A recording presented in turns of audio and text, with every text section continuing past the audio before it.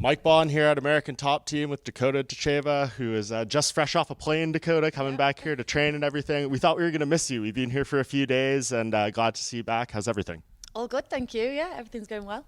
Yeah, that's great. I guess why come back now? Like, are you kind of doing some stuff for the PFL? I know they have some events in Orlando right now. What's been going on? Yeah, no, I've just come back because I need to get back to training. I went home for a few weeks.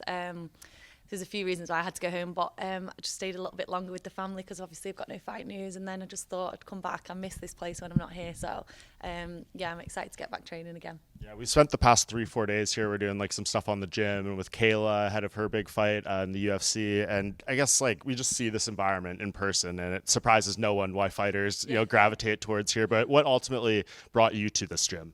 Yeah, I mean, I always say I did like a 4-week tour in the States when I first come here. I started off in California, then I went to Vegas to train there, and then the last 2 weeks I was going to spend here, but I ended up staying my full camp, which was like another five weeks, I think. I just loved it that much. Just really felt like home for me here, and as you just said, the facility is just crazy. Like as soon as I walked up to it, I was like, oh my god, even the outside is crazy. So yeah, I just really clicked with Conan as well. Obviously my mum being my coach, it was important to me that I found someone I was really comfortable with, someone that could replicate like the relationship I have with her, and I feel like I found that with Conan. I really trust him. He's a great coach. He's more than a coach, he's like a father figure to me. So yeah, I just absolutely loved it here. You hear a lot of MMA fighters, the father influence in the training camp in the corner, but you don't hear too much about the mom side, I guess. Yeah. Like, tell me a little bit more about that. Yeah, it's very special.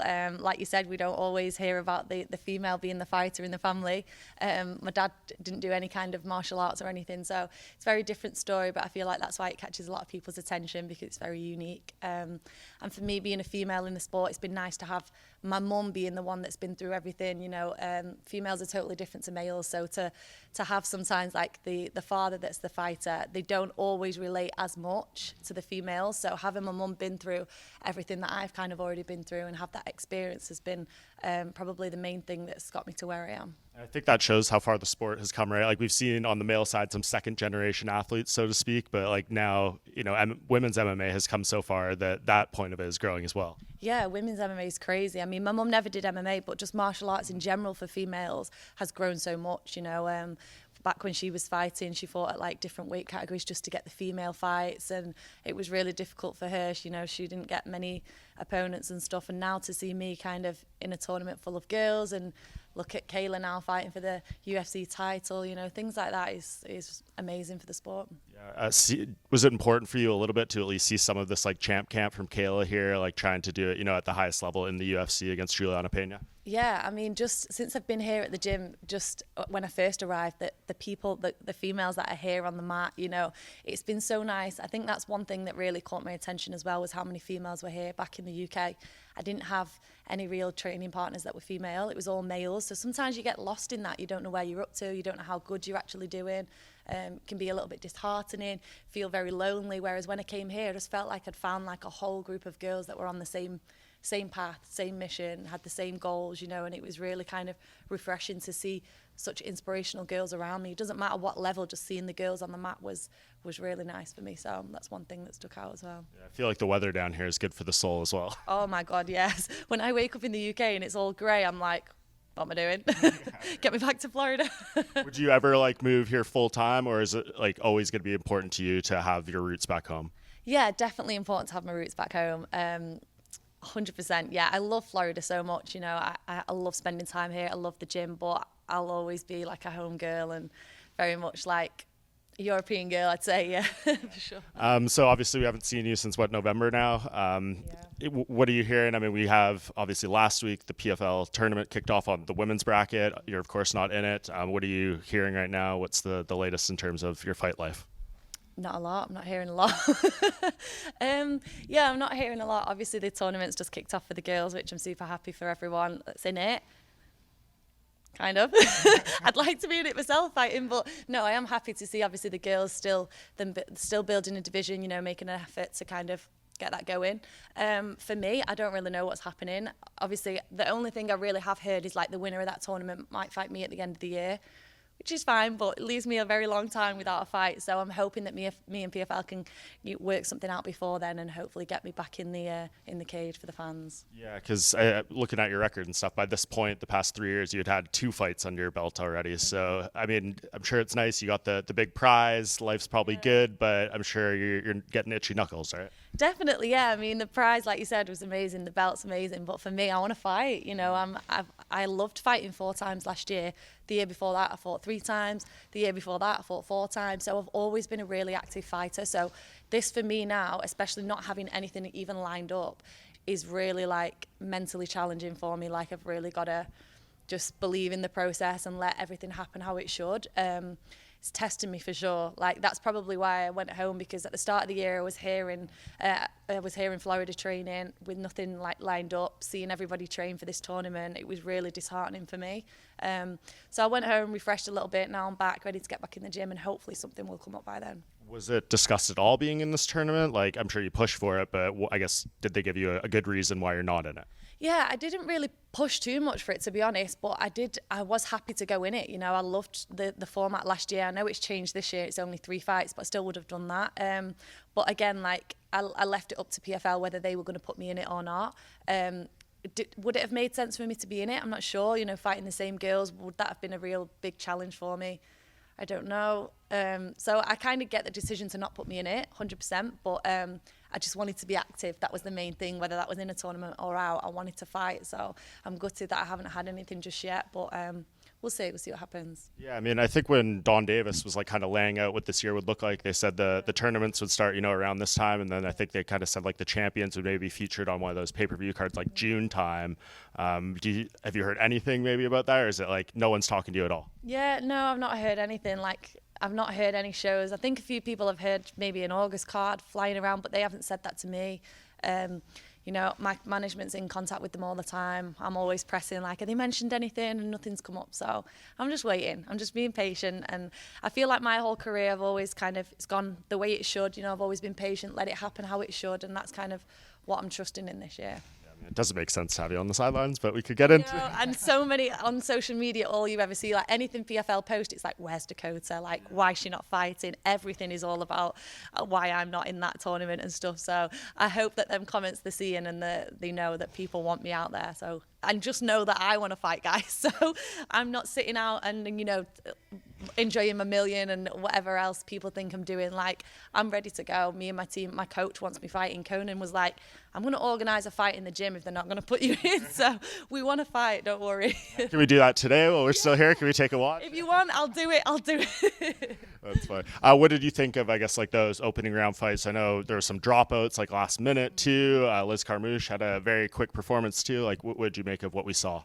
Yeah, I mean, these tournaments, it always happens. It switches around very quick. I'm not sure what happens to Santos, but I'm sure we'll soon find out. That'll be all over the internet soon. And then obviously the last minute opponents, like the Ukrainian girl that switched in, did really well against Vasquez, which probably everyone was really surprised with. But I didn't tune in for the fights. Obviously I was in England, so the time difference was a bit different. But I saw a few of the highlights, and it looks like there's quite a good few fighters in there. So that's exciting for me. You know, if they can bring up some new faces, I'm excited for it.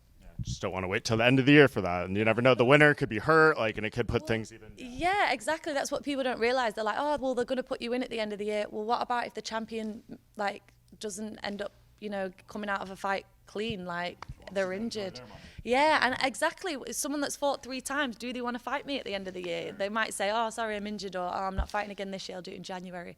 That's a whole year out for me. So it's testing for sure, but something will come, guys. Something will come. Yeah, I mean, they got to put you in there at some point. I assume you have a contract, and they do owe you fights at some point. So. Exactly, yeah. That's another thing. Like, I'm in contract, and you guys have to have me fight. So I know that they will pull something out of the bag. There's just been a lot of changes. Obviously, this whole year has been a big change for them. So I'll trust that they bring something for me. Yeah, it's just a bit of a bummer, because I know after the last fights, you're like, I want them to find something that's going to test me and, like, you know, raise up the level. But now it seems like it's just get me anything. Yeah, I'm just like, get me anything, literally. But like you said, you know, it was kind of, it's hard. I get it's hard for PFL. You know, they've put all the girls in the tournament, and then now they need to find someone that's going to kind of give me a good competition. They can't give me someone that's, just kind of signed to the PFL and not really had that much experience, because it doesn't make sense. I've just beat Santos very easily.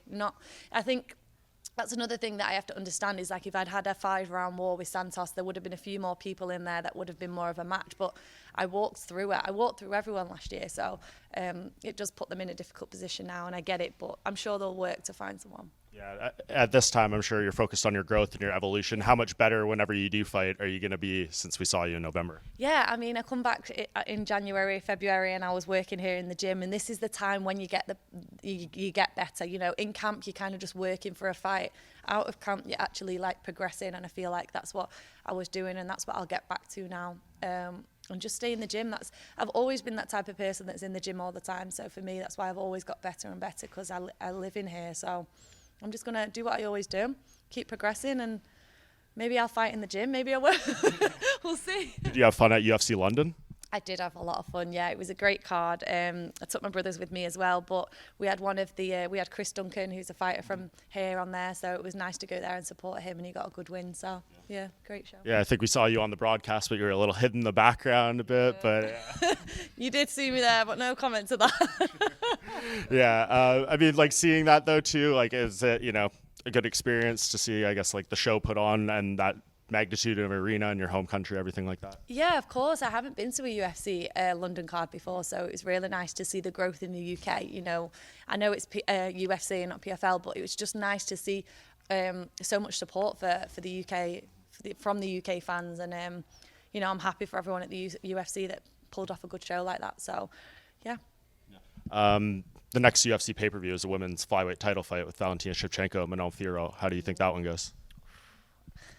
Very good fight, very good fight. I think Shevchenko will probably keep the belt, I would say. But it's going to be a good fight. I don't think it's going to be an easy one for the both of them. So I'm excited to watch it.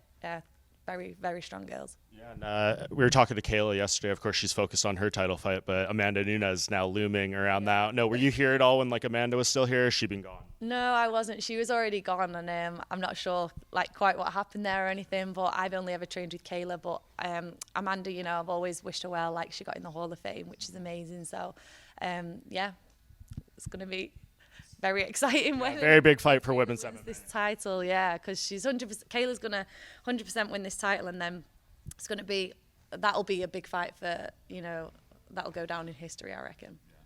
Well, I wish I could end this on a more positive note of being yeah, get ready to see, Dakota back soon. But I hope that this, everyone sees this and it pushes them in the right direction. You can get something very soon. You're ready to fight.